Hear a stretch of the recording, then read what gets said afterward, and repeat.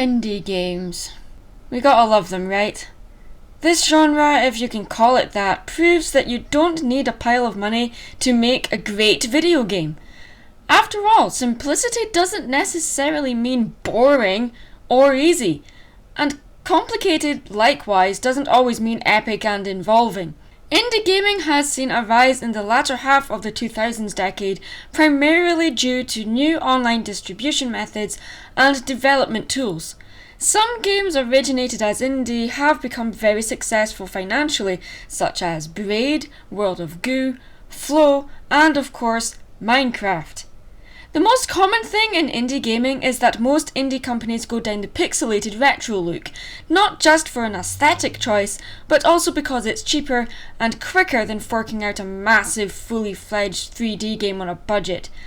Looks are sacrificed for game mechanics, and this is a good thing. If a game looks amazing, it's still going to be a bad game if the controls are clunky, and sometimes looks have to take a back seat and let the mechanics do the talking. Well, it is a game after all. The games end up feeling vintage and retro for younger gamers and nostalgic for us older gamers who remember the days when you had to wait up to 20 minutes for a game to load on that Spectrum thing gathering dust in the attic, or sometimes you had to blow the dust out of the cartridges a few times before they would work on your Atari system. Back when the video game industry was in its infancy in the 70s and 80s, it was the story concept and gameplay that was important. The technology wasn't available yet to make most games look amazing like they do today, and perhaps too much emphasis is put on aesthetics these days, but hey, they used what they had and left the rest to the imagination. Sure, over time games got more and more sophisticated and perhaps lost some of their charm, but this was true immersion. Sometimes when you have limits, you have to find creative ways to make your game that little more special. Simplicity, as I've already said, doesn't have to mean a boring game. So what makes a game exciting? Perhaps it's the actual gameplay itself that means more to you than the look. Or perhaps it's the replay value. For me, it's all about the tone and atmosphere.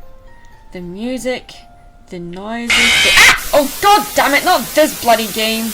Yeah, we've gotten to the topic of Five Nights at Freddy's. I've wanted to talk about this game series for a while, and since I don't talk about games much these days, I thought, hey, why not come back to video games talking about Five Nights at Freddy's, you know? What everyone seems to be talking about these days, though I'm not really sure why.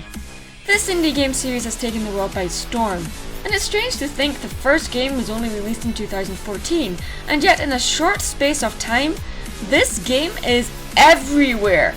It's already spawned 2 sequels, with another one rumoured to be on the way, and has a fandom just as intense, if not even more so, than the MLP fandom. From fan art, cosplays, fanfiction, even fan-made games based on this series. The game's popularity is mainly due to it being featured on many popular Let's Play videos on YouTube, the most famous of which probably being Markiplier, with his Let's Play videos of the game receiving more than 10 million views.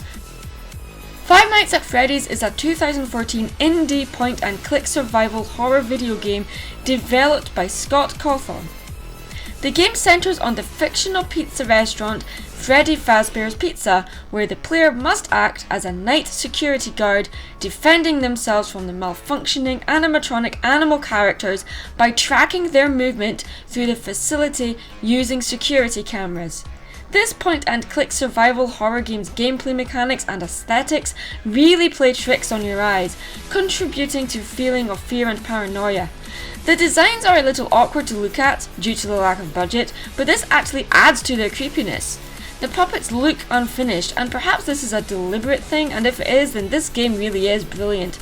Set in the early 1990s, the main character, whose name is later revealed to be Mike Schmidt, has started a job working as a night watch security guard at the restaurant Freddy Fazbear's Pizza, a kind of a parody of Chuck E. Cheese. A voicemail message left by Mike's predecessor explains that the animatronic animal characters used at the restaurant, Freddy, Fazbear, Bonnie, Chica, and the disused Foxy, are able to roam freely around at night because if they were left off for too long, their servo motors would lock up. The employee warns Mike that if one of the robots encountered a human, they would automatically assume that it is an endoskeleton that is not in costume yet, and forcefully stuff them into a spare mechanical Freddy Fazbear costume, killing the person in the process. The game was praised by critics for being a unique take on the survival horror game with a particular emphasis on its simplistic design. However, regardless of how popular this game is, I have to say, I don't find it scary. Let me explain. When I say that a game isn't scary, that doesn't mean I'm saying it's a bad game.